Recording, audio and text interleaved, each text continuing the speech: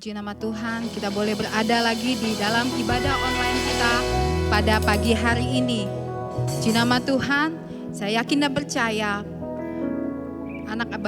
anak-anak Tuhan pasti mengalami banyak mujizat. Seminggu yang lewat Tuhan sudah tolong. Kita akan masuk dalam hadirat Tuhan. Mari sama-sama kita satu dalam doa. Terima kasih ya Tuhan buat segala berkat yang boleh kami rasakan. Segala kemurahan-Mu yang boleh kami rasakan dalam kehidupan kami ya Tuhan. Kau Allah kami yang besar, Kau Allah kami yang dahsyat ya Tuhan. Kau Allah yang tidak pernah meninggalkan kami ya Bapa. Terima kasih ya Bapa, terima kasih ya Tuhan. Pada pagi hari ini ya Tuhan, kami datang di hadirat-Mu. Kami mau memuji dan membesarkan nama-Mu, karena Engkau Allah yang layak dipuji dan ditinggikan. Terima kasih ya Bapa. Dalam nama Yesus, kami berdoa dan mengucap syukur. Sama-sama semua yang percaya katakan amin. Haleluya. Mari kita sama-sama memuji dan meninggikan namanya, karena Allah yang kita sembah adalah Allah yang ajaib.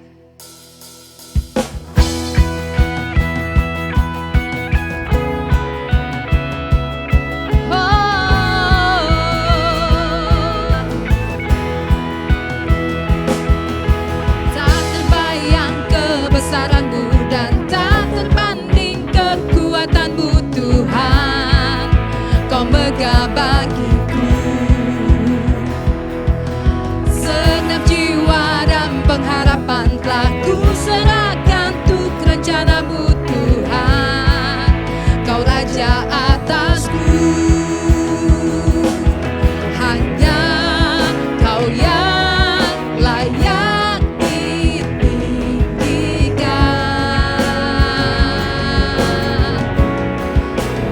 Ajaib Kau Tuhan, ajaib Kau Tuhan, agung dan perkasa. Kau sumber kemenanganku, layak berkuasa, memerintah selamanya.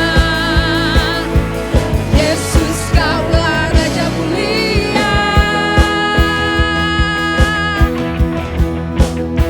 Haleluya.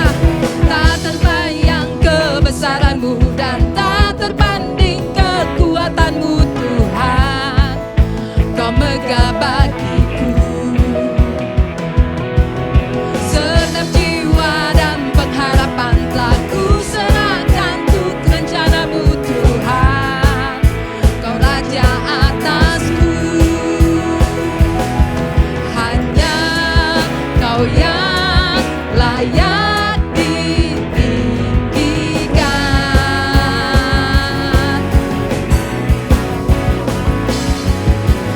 Ajaib Kau Tuhan, agung dan perkasa.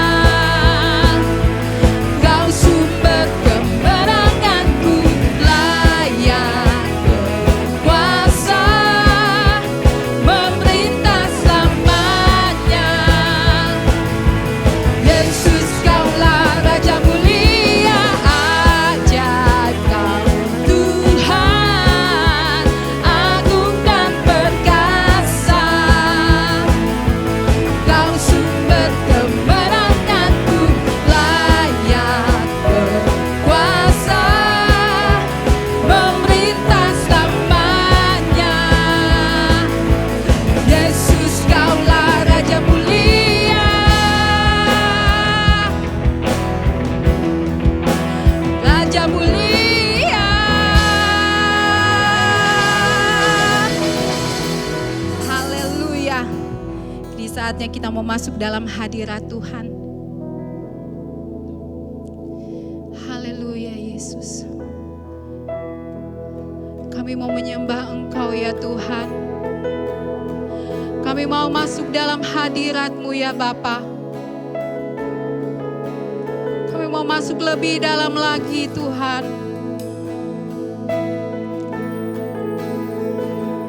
Haleluya Yesus. Haleluya, terima kasih. Ku menyembah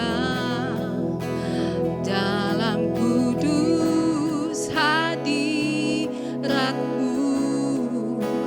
hampiri tata kasih karuniamu Bapa.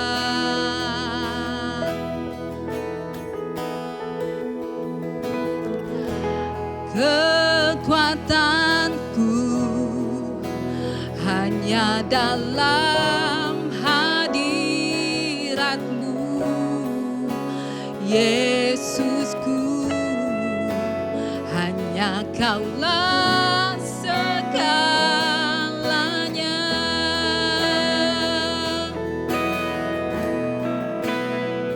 Ku yakin Kau hadir di sini, ku rasakan kuasa yang tak terbatas. Ku yakin Kau nyata di sini, kemenangan terjadi di sini.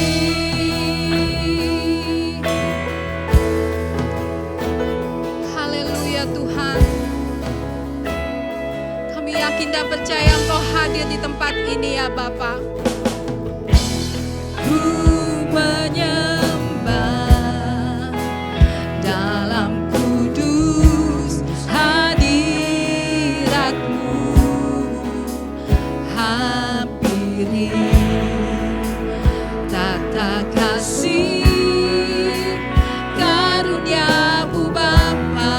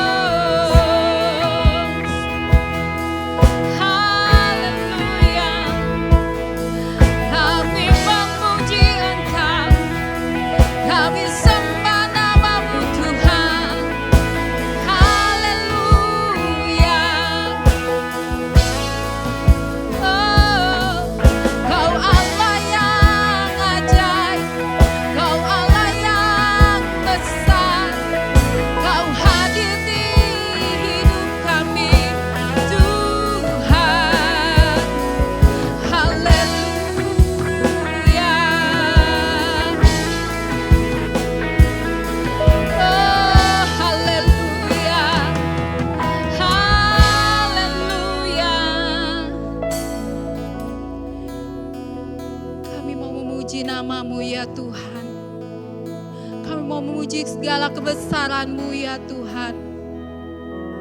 Karena Engkau Allah kami yang layak ditinggikan dan dipuji ya Bapa. Haleluya Yesus.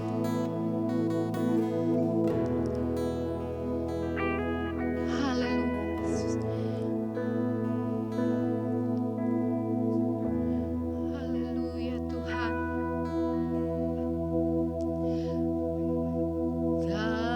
Kami memuji kebesaran-Mu,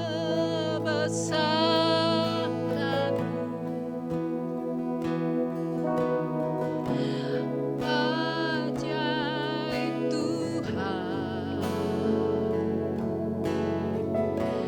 ajaib Tuhan. Kami memuji kebesaran-Mu, ajaib Tuhan, ajaib Tuhan.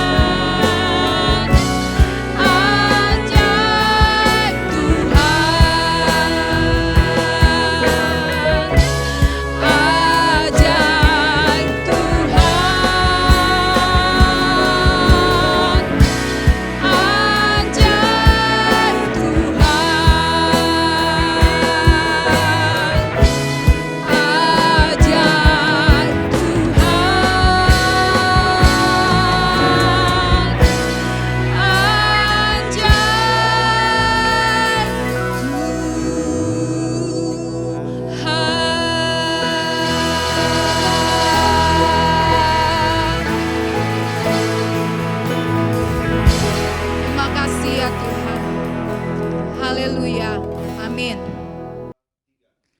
Selamat pagi Bapak Ibu Saudara yang dikasih Tuhan, selamat pagi semua. Senang kita bisa berjumpa lagi lewat ibadah online pada pagi hari ini. Sudah tidak terasa kita sudah melewati hampir 2 bulan lebih ya kita tidak berjumpa. Oleh sebabnya hari ini senang kita bisa bersama-sama di dalam ibadah online ini. Kita akan mulai ibadah kita akan berdoa terlebih dahulu.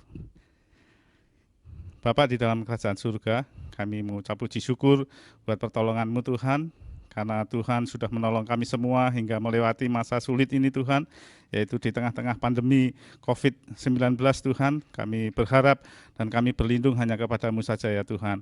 Engkau sudah menolong sampai hari ini, tentulah Tuhan akan menolong terus, karena Engkau Allah Ebenezer, Allah yang menolong di hari ini juga akan menolong yang akan datang ya Tuhan. Terima kasih Tuhan Yesus, terima kasih, kami bersyukur, kami akan mendengar firman-Mu, jadikanlah firman-Mu menjadi pelita bagi kaki kami Tuhan.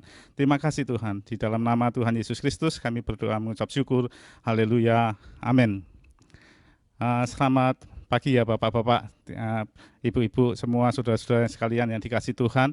Terima kasih buat kesempatan hari ini kita masih bisa bersama-sama beribadah meskipun melalui online. Sudah tidak terasa, sudah lama sekali ya, rasa rindu, kangen kita untuk berjumpa secara fisik, tapi belum diperbolehkan. Tetapi ada kabar baik dari pemerintah bahwa sebentar lagi akan ada new normal, di mana ibadah-ibadah akan diperbolehkan kembali meskipun dengan tata cara yang baru, dengan kehidupan yang baru, dengan sesuatu yang baru juga, pola hidup yang baru, yaitu menjaga kebersihan bersama. Kalau pemerintah saja melakukan hal ini untuk melakukan perubahan, dibutuhkan bertriliunan rupiah untuk menata kehidupan yang baru ini, apalagi kita, gereja kita ini juga ada di dalam tema yang sama, renewal di tahun ini. Apa yang sudah kita lakukan untuk melakukan ini, dan berapa harga yang sudah kita bayarkan untuk hal ini. Oleh sebabnya pada pagi hari ini kita akan belajar bersama-sama melalui firman Tuhan ini. Bagaimana gereja mensikapi tentang renewal atau tata kehidupan baru ini di dalam tata ibadah kita yang baru-baru ini. Kalau di dalam Alkitab pernah itu Tuhan Yesus ditanya oleh seorang Farisi, dicobai oleh seorang Farisi, dia ditanya, bagaimana, apakah kita juga membayar pajak? Kemudian Tuhan menjawab kepada orang Farisi itu, coba kamu lihat kepingan logam itu, ada gambar siapa? Ada gambar kaisar, kata orang Farisi ini. Kalau begitu, bayarkanlah kepada raja apa yang harus dibayarkan, dan berikanlah kepada Allah apa yang harus diberikan. Demikian juga kita harus mentaati di dalam kehidupan kita hari ini. Kita hidup di dunia ini harus mentaati pemerintah, tetapi juga mentaati kerohanian atau kepada Allah Bapa kita. Oleh sebabnya pada pagi hari ini saya akan berbicara tentang manusia rohani, yaitu manusia yang dipimpin oleh kerohanian yang ada di dalam, kalau Bapak Ibu boleh membuka Alkitab kita, ada di dalam kitab Matius 4 ayat yang keempat. Saya ulang, Matius 4 ayat yang keempat. Demikian firman Tuhan. Tetapi Yesus menjawab, ada tertulis manusia hidup bukan dari roti saja, tetapi dari setiap firman yang keluar dari mulut Allah. Ya, saya ulang sekali lagi. Matius 4 ayat yang keempat. Tetapi Yesus menjawab, ada tertulis manusia hidup bukan dari roti saja, tetapi dari setiap firman yang keluar dari mulut Allah. Ya, kadang kita pernah mendengar joke itu ya. Manusia hidup bukan dari roti saja, tetapi dari nasi liwet, dari nasi gudeg, dan nasi bakmo ya. Nah, itu hanya joke semata ya. Karena kita tidak memahami bahwa hidup kita adalah hidup secara jasmaniah dan rohaniah. Oleh sebabnya pada pagi hari ini kita belajar tentang hal yang rohani.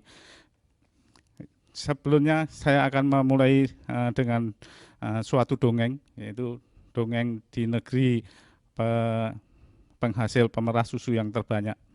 Suatu kali ada seorang pemuda yang bekerja pada seorang majikan di pemerah susu.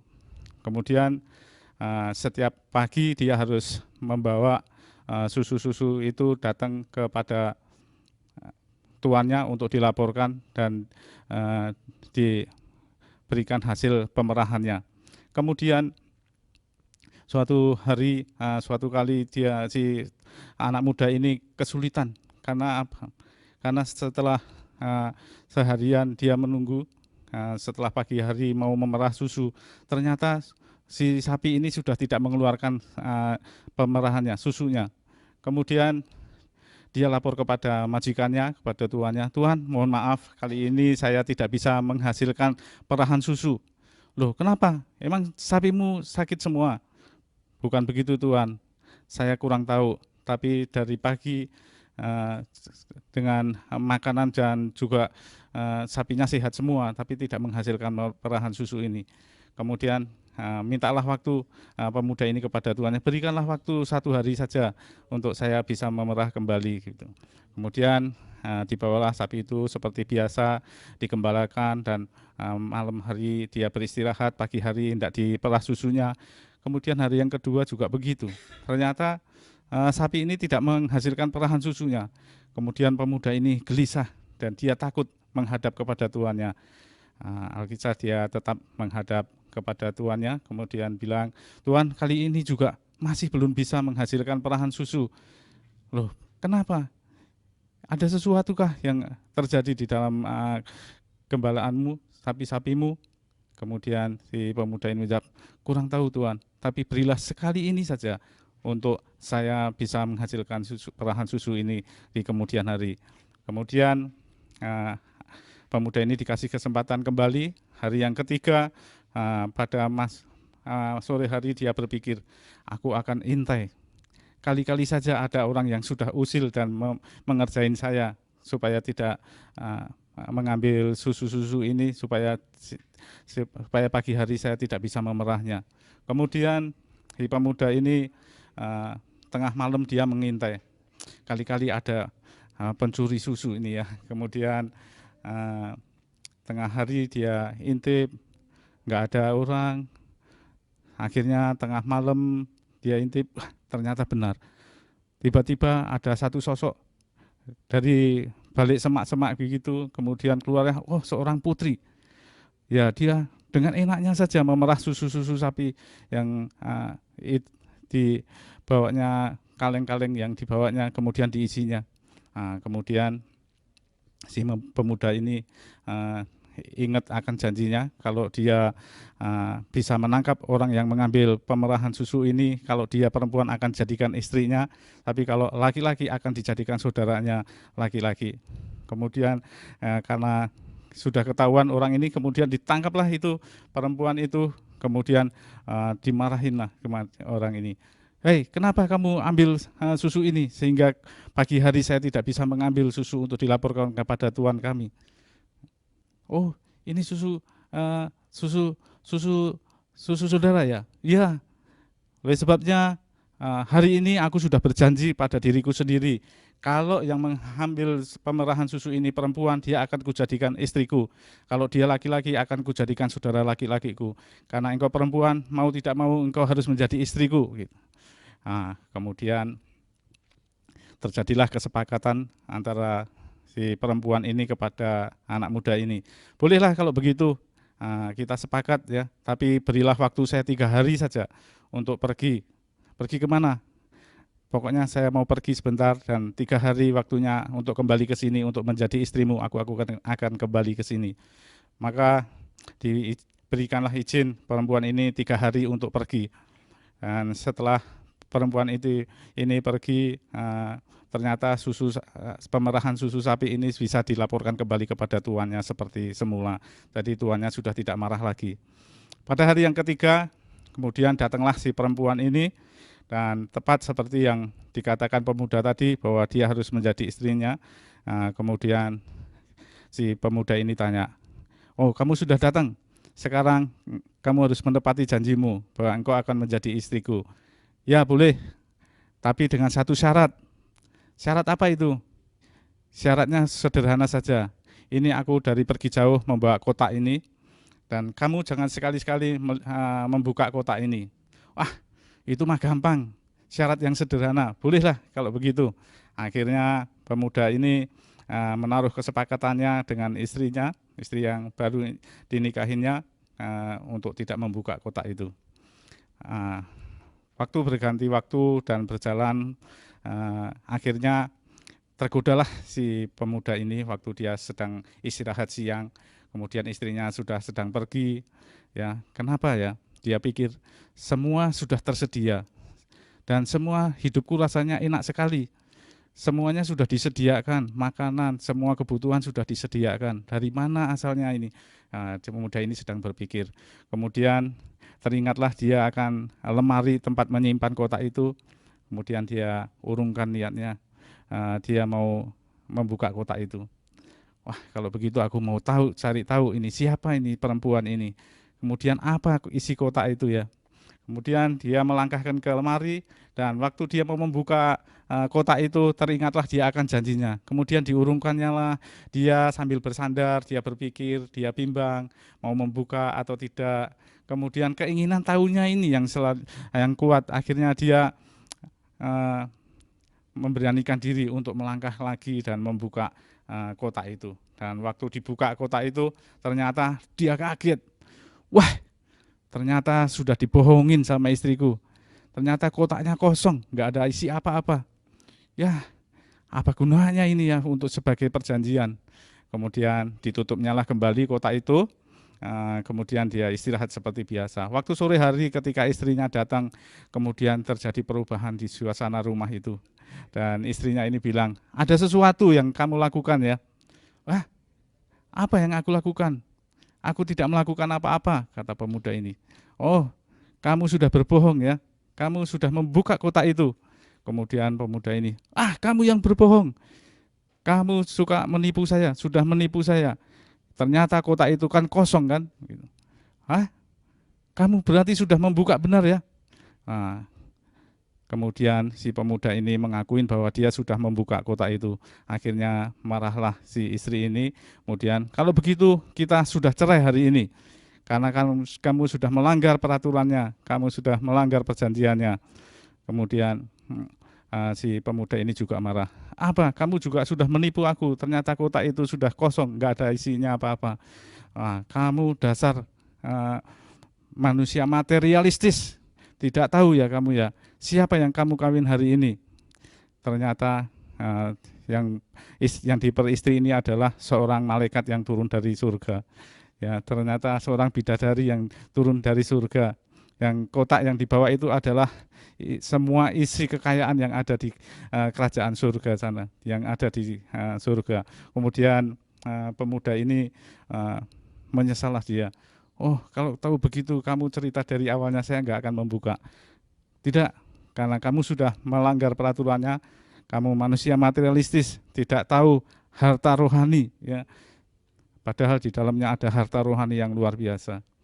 Nah, Bapak Ibu Saudara yang dikasih Tuhan, hari ini mungkin kita juga sudah demikian ya, sudah bertahun-tahun mengikut dan mengiring Tuhan, bahkan ikut ibadah, ikut kegiatan kerohanian, tetapi kita tidak tahu hal-hal yang rohani, harta rohani yang sesungguhnya.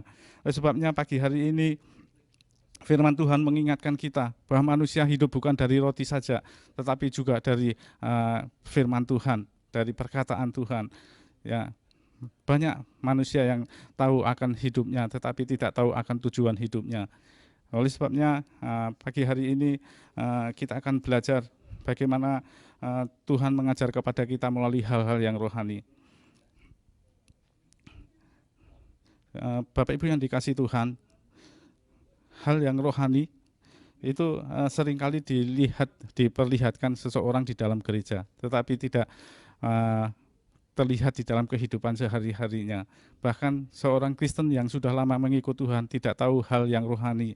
Nah, sebagai contoh, kalau kita suatu kali ulang tahun begitu, kemudian sebelum tiup lilin kita akan make a wish, menaruh suatu harapan. Dan harapan-harapan yang kita taruh selalu saja hal-hal yang jasmania. Saya mencatat di sini, yaitu pengharapan yang sering kali diucapkan manusia di dalam hidupnya, yaitu satu, pedagang itu mengharapkan untuk dapat untung yang banyak. Kemudian pegawai, dia juga mengharapkan untuk memperoleh kedudukan yang tinggi. Kemudian petani, dia mengharapkan untuk panen raya yang luar biasa. Kemudian orang tua juga berharap anak-anak kita menjadi anak yang sukses. Kemudian anak-anak muda juga begitu, mengharapkan sesuatu kesuksesan dalam hidupnya. Nah, kalau saya sendiri ditanya, apa harapan saudara? Kalau saya boleh menjawab, saya akan menjawabnya, saya berharap hidup di dunia kaya raya dan mati masuk surga. Wah, itu yang luar biasa ya. Jadi semuanya terpenuhi. Oleh sebabnya pagi hari ini saya mereview kembali bagaimana tujuan hidup kita. Firman Tuhan mengingatkan kepada kita bahwa bukan hanya jasmaniah yang kita hadapi sekarang ini, tetapi juga hal-hal yang rohaniah. 90% pengajaran di gereja itu berbicara tentang berkat. Sehingga pada waktu ada goncangan, manusia imannya terguncang. Kemudian 90% orang Kristen menaruh harapannya pada hal yang jasmaniah. Dan saya yakin 90% orang Kristen kalau mau pergi ke gereja, HP-nya ketinggalan, dia pasti kembali ke rumahnya untuk mengambil kembali itu. Tetapi 90% kalau orang Kristen mau ke gereja, Alkitabnya ketinggalan, dia tidak putar balik untuk kembali. Dan saya yakin di Gereja Pugar ini tidak demikian ya. Meskipun dari 10%, saya yakin 10% meskipun 10% kalau mau ke gereja HP-nya ketinggalan pasti putar balik untuk ambil HP itu dan tidak kembali ke gereja lagi ya. Wah, bukan begitu ya Bapak Ibu Saudara yang dikasihi Tuhan. Karena kita mengutamakan hal-hal yang rohani, pasti kita akan kembali lagi. Ya, tahun 2020 baru berapa bulan ya kita mencanangkan, mengucapkan banyak-banyak kata-kata yang membangun ya, dengan kata-kata kesuksesan di mana-mana dia mengucapkan selamat dan sukses untuk tahun 2020. Dan baru berapa bulan berjalan setelah 2020 di bulan Maret kurang lebih ya, ternyata harapan itu sirna semua karena keadaan dunia yang semakin menghebohkan atau keadaan dunia yang berputar balik 100% karena ada pandemi yang disebut COVID-19. Ya, semua harapan tadi, semua cita-cita dan rencana semua sirna, bahkan semua angan-angan juga sirna.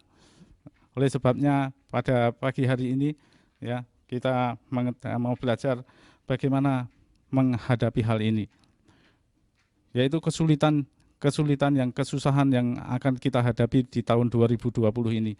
Baru bulan Maret ya kita sudah terkena pandemi COVID-19 ini dan semuanya menjadi sirna semua. Harapan menjadi sirna, pedagang-pedagang yang mengharapkan untung banyak menjadi kecewa dengan hasilnya, kemudian banyak hal yang mengecewakan di tahun 2020. Dan ternyata Bapak Ibu Saudara yang dikasihi Tuhan, kalau kita membaca di dalam Wahyu 13 ayat yang 16 sampai 17, di sana diceritakan bahwa kejadiannya memang luar biasa.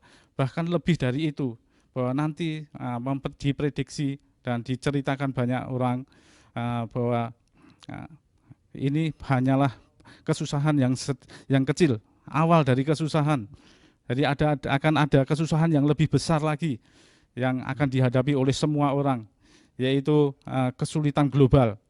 Semua orang harus mengalami ini, bukan hanya orang Kristen, tetapi semua orang di dunia sudah mengalami ini.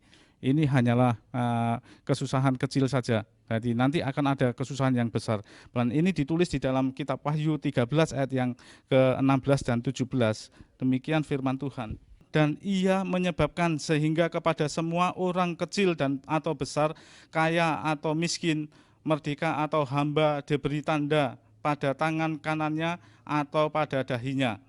Dan tidak seorang pun dapat membeli atau menjual selain daripada mereka yang memakai tanda itu, yaitu nama binatang itu atau bilangan namanya. Bapak Ibu Saudara dikasih Tuhan, ternyata kesulitan ini sudah diprediksi dan sudah diberitahukan oleh Alkitab bahwa akan ada masa yang lebih sulit lagi. Kalau pandemi ini sudah membuat kesulitan negara-negara mengalami kemerosotan ekonomi, akan ada yang lebih lagi. Yaitu jika kita tidak waspada, kita akan mengalami hal yang sama. Dengan mudah kita akan mengatakan bahwa ini kan keadaan semua orang mengalami, sehingga kita bisa menerima keadaan ini. Oleh sebabnya Bapak Ibu Saudara yang dikasihi Tuhan, kesulitan global akan ada yang lebih besar lagi. Firman Tuhan mengajarkan kepada kita, berpalinglah kepada hal-hal yang rohani. Ya, karena apakah kerohanian mampu menghadapi hal yang jasmaniah ini? Oleh sebabnya saya akan membaca di dalam kitab Wahyu yang pertama, pasal yang ke-10. Pada hari Tuhan, aku dikuasai oleh Roh dan aku mendengar dari belakangku suatu suara yang nyaring seperti bunyi sangkakala. Katanya, apa yang engkau lihat tuliskanlah di dalam sebuah kitab dan kirimkanlah kepada ketujuh jemaat ini, ke Efesus, ke Semirna, ke Pergamus, ke Tiatira, ke Sardis, atau ke Philadelphia dan ke Laodikia.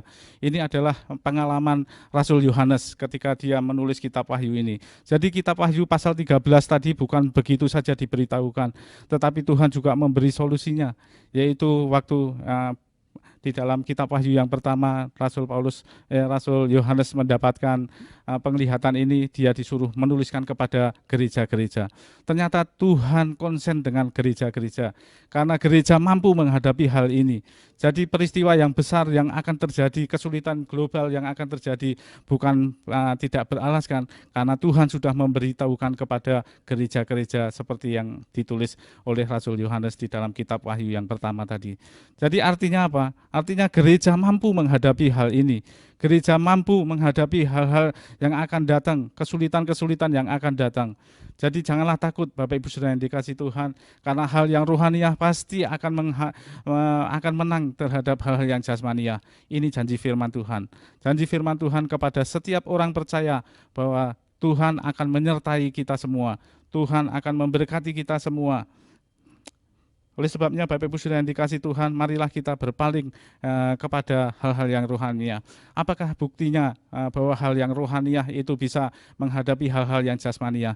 Bukti yang pertama, pada waktu bangsa Israel keluar dari tanah Mesir, bukankah dia selalu ditopang oleh kuasa Tuhan, kuasa yang ilahi itu? Yaitu pada waktu malam dia selalu dikasih tiang api, dan pada waktu siang dia berikan tiang awan. Bukankah itu penyertaannya?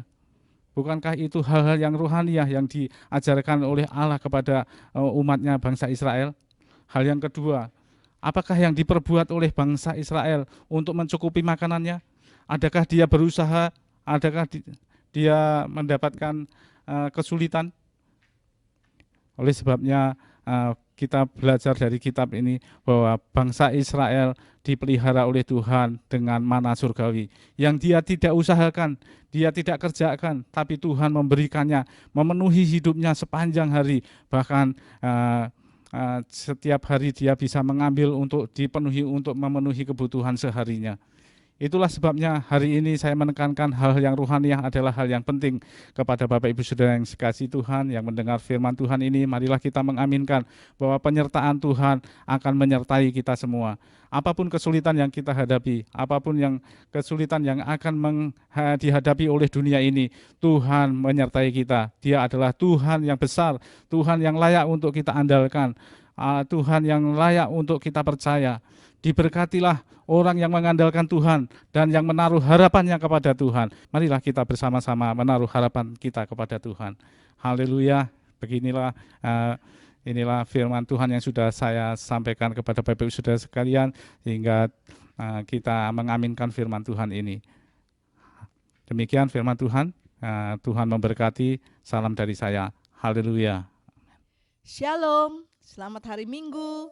Jemaat-jemaat Tuhan yang saya kasihi di Puri dan di Geraha Raya. Kita sudah ada di minggu ketiga di bulan Juni, dan saya percaya Tuhan pelihara kita, Tuhan ada bersama dengan kita. Pesan saya di pagi hari ini adalah saya ingin menceritakan sesuatu kisah nyata, dan kiranya ini akan menjadi sesuatu yang dapat kita ingat dan memberkati kita. Bapak Ibu Saudara yang dikasih Tuhan, saya membaca sesuatu cerita pendek dari seorang mahasiswi yang bernama Charlotte. Charlotte ini adalah salah satu mahasiswi di sebuah kampus di negara Eropa, dan satu kali dia ikut dalam mata pelajaran dalam kuliahnya, maka ada satu dekan yang di akhir dari kuliahnya itu dia dari pelajaran atau dari hal yang dia sampaikan kepada muridnya itu, dia berkata, ada satu ayat yang saya akan kasih kepada saudara, dan hafalkan ayat ini, karena satu kali engkau pasti membutuhkan ayat ini. Itu pesan dekan kepada mahasiswa dan mahasiswinya. Dan lepas beberapa waktu, maka Charlotte ini dia pulang agak malam. Dia bekerja di satu keluarga sebagai pembantu rumah tangga untuk membiayai kuliahnya. Dan satu hari karena banyak pekerjaan, maka dia pulang terlalu malam. Dan karena begitu letih, begitu lelahnya tubuhnya, maka ketika dia datang untuk menaiki bus ke tempat di mana dia harus pulang, dia tidak lagi melihat arah tujuan bus yang ditumpangi.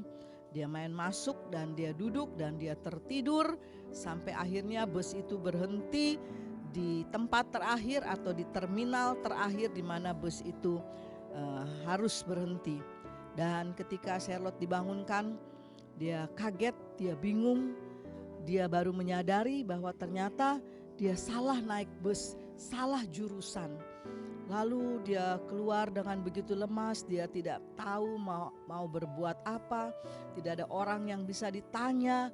Lalu tiba-tiba dia ingat ayat di mana dekannya pernah memberikan, yaitu di dalam Mazmur 34 ayatnya yang ke-8.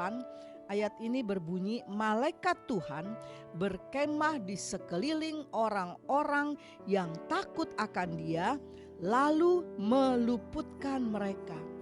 Dan Charlotte ingat bahwa dekan itu berkata, hafalkan ayat ini karena satu saat engkau akan membutuhkan.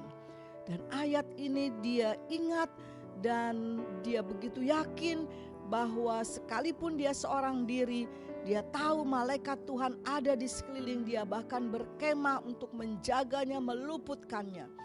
Dan ketika itu dia berdoa, dia menutup matanya dalam beberapa detik. Dan ketika dia membuka mata, dia melihat ada sosok seorang pria. Dan pria itu sepertinya sedang membawa Alkitab besar. Dan pria itu berjalan di muka Charlotte dan dengan pedenya Charlotte mengikuti kemana pria itu berjalan. Masuk lorong, keluar lorong, dan satu saat dia ada di satu terminal yang cukup ramai. Dan di situ ada bus, dan ketika dia lihat tujuan bus itu, maka itu adalah bus di mana Charlotte akan harus naiki karena itu tujuannya untuk sampai ke rumahnya. Lalu pemuda itu pun naik bus itu, Charlotte mengikutinya, dan ternyata di dalam bus itu hanya ada satu bangku tersisa. Dan pemuda itu mempersilahkan untuk Charlotte yang mendudukinya, dan pemuda itu turun kembali. Dan Charlotte ini penasaran siapa pemuda itu. Dia tidak sempat menyapa, tidak sempat berkenalan, tapi dia lihat di jendela dari bus itu dan dia tidak melihat lagi kemana pemuda itu pergi. Tapi dia yakin bahwa ayat yang dihafalkan itu benar-benar terjadi dalam hidupnya. Bahwa malaikat Tuhan sudah memimpinnya, meluputkannya dari bahaya. Itu sebabnya damai sejahtera ada di hati Charlotte. Bapak Ibu Saudara yang dikasih Tuhan, dari kisah ini maka saya ingin mengambil satu kesimpulan bahwa setiap janji Tuhan itu ya dan amin adanya.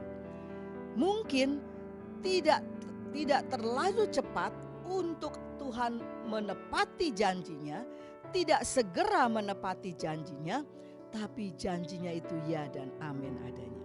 Dan Charlotte mengalami itu bahwa malaikat Tuhan ada di sekelilingnya untuk menjaganya, meluputkannya dari bahaya. Dan saya mau katakan pagi ini, malaikat Tuhan juga ada di sekeliling kita, orang-orang percayanya Tuhan. Dimanapun kita berada, dalam situasi apapun kita, maka malaikat Tuhan siap diutus oleh Tuhan untuk menjaga setiap anak-anaknya. Itu sebabnya mari kita terus hidup dekat dengan Dia, bersyukur buat setiap hari-hari yang dilalui, dan yakinlah bahwa malaikat Tuhan berkemah di sekeliling di tempat di mana kita berada, dan Dia akan meluputkan kita dari bahaya. Tuhan Yesus memberkati. Puji Tuhan. Dan akhirnya marilah kita akan akhiri ibadah online pada pagi ini. Kita bersyukur buat semua yang sudah melayani pada pagi ini. Dan saya akan mengajak kepada Bapak Ibu Saudara di rumah untuk kita satu di dalam doa. Mari kita berdoa. Tuhan Yesus, Tuhan yang baik, kami memuji kebesaran-Mu. Kami sudah mengikuti ibadah online pada pagi ini. Dan kami bersyukur buat semua penata layan yang sudah melayani Tuhan dengan luar biasa. Dan dan juga hamba Tuhan yang sudah menyampaikan kebenaran firman. Dan pagi ini kami juga mendengar satu pesan di mana malaikat Tuhan berkemah di sekeliling di mana kami berada untuk menjaga kami bahkan meluputkannya. Terima kasih Tuhan.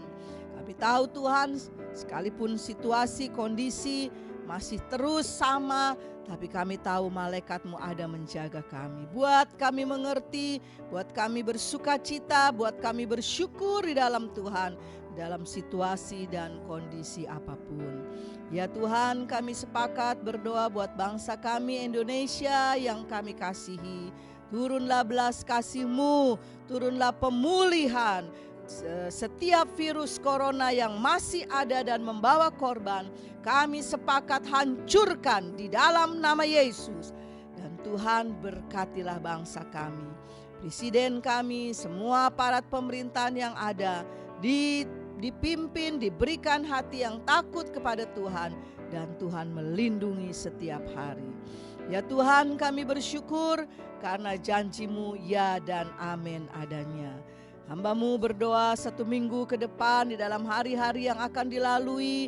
Tuhan, Engkau melindungi setiap keluarga-keluarga, melindungi setiap pekerjaan, usaha, perjalanan, dan semua studi dari anak-anak kami sekalipun mereka masih ada di rumah dan mengikuti juga pelajaran secara online. Tuhan menyertai mereka semua.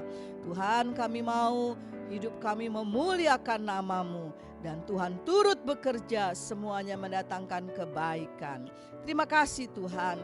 Dan sekarang hamba-Mu turunkan berkat bagi seluruh jemaat-jemaat-Mu di Puri dan di Geraha Raya. Mari Bapak Ibu, saudara yang dikasih Tuhan, angkatlah tangan-Mu dan terimalah berkat Tuhan. Diberkatilah hari-harimu setiap hari karena penyertaan Tuhan, penyertaan Yesus, penyertaan Roh Kudus selalu bersama kita. Mulai hari ini sampai Maranatha, Tuhan Yesus datang kembali.